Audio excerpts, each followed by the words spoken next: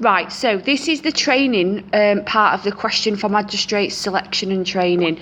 So you've already gone through qualifications, qualities, selection and appointment. This is the T bit of it, this is the training aspect, and it's worth quite a lot of marks, so you need to make sure that you are confident with this.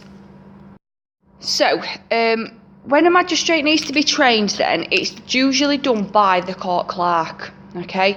And now the training is run by the Judicial College, and it's known as the Magistrates National Training Initiative, okay? And we train you based upon 3 competencies. So being able to manage yourself as a person, to be able to work as a team, seeing as you are going to be working as a team, 3 magistrates, and being able to make judicial decisions, actually being able to decide cases properly and fairly. Now, in class, you would have been researching this using the link that you can see above, but I'm just going to give you very, very brief sentences to be filling in each one of these so you can understand the aspects of the training in that first year. Okay? Right, so you start off with initial training. So this is training on the basics of the role of a magistrate. So you learn where you sit, what do you say, what order the court goes in. It's a very, very basic training process. Okay, and you'll sit in and probably observe a few cases. The mentoring aspect is where you actually have a fully trained mentor who is a magistrate. So they mentor you, and you have to have a minimum of 6 formal sittings with that mentor.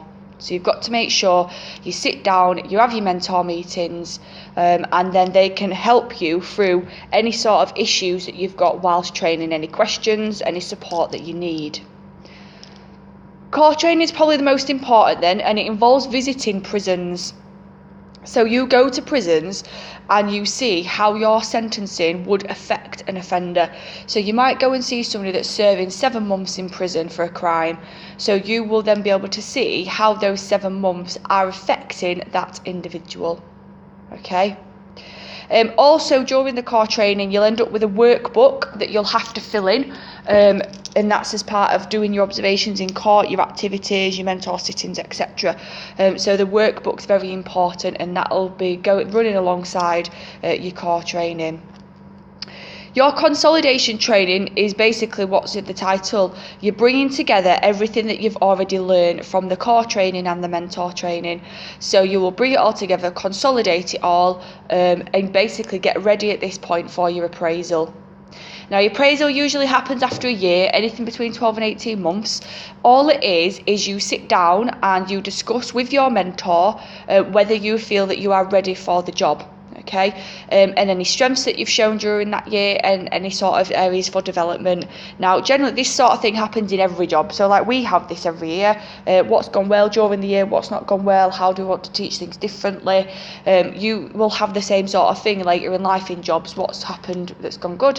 What do you need to change? So it's making sure that you are aware of things that need to be changed, things that need to keep the same, and make sure that you are ready, basically, for the job that you're going to be undertaking. So once you've done your appraisal, you then will be ready, and you'll generally have an appraisal after that. Most jobs have one every year. At the end of every year, you'll be looking at sort of where you need to move to.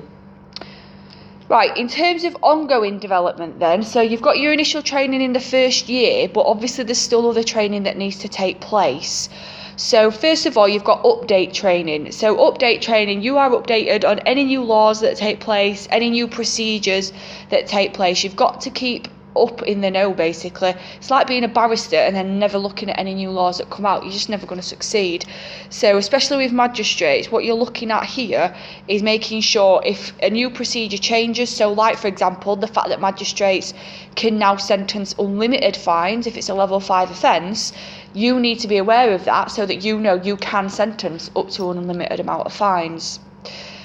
Specialised training, this is if you want to develop further. So you want to train to be a district judge, or you want to train to be in the youth court, you want to train to be part of the family court, you want to train so that you can listen to appeals.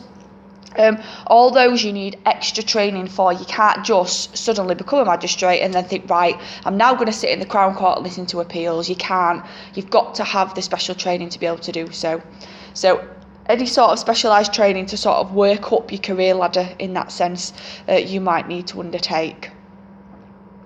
Magistrates retire at the age of 70 then, so yeah, 18 to 65 on appointment, but you can work till 70, but they can remain on a list afterwards, so you can sort of do the background work and do sort of like a little bit of admin stuff, but you can't physically work in court as a magistrate after 70. Now, that's not to say that we can't sack you, I suppose, earlier. If the magistrate suddenly doesn't show the 3 competencies, or if the magistrate doesn't seem to be cooperating, you're turning up late, the 6 key qualities are going out of the window, you're committing crimes, obviously that's the point where we're going to turn around and we're going to say, right, no, we're going to have to remove you, unfortunately. Okay, so this is an 18-mark question. There's quite a lot of involvement here, as you can see. So you've got your 3 qualities, your 3 qualifications, your 6 qualities, how we select you, how we appoint you, and how we train you. And you need to do all of that to get your 18 marks.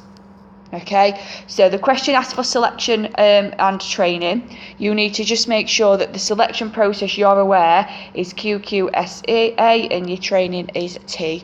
So there's quite a lot for that 18-mark question there, but it is quite a popular question. You need to make sure that you are prepared on it. Okay, so this finishes off your selection and training question.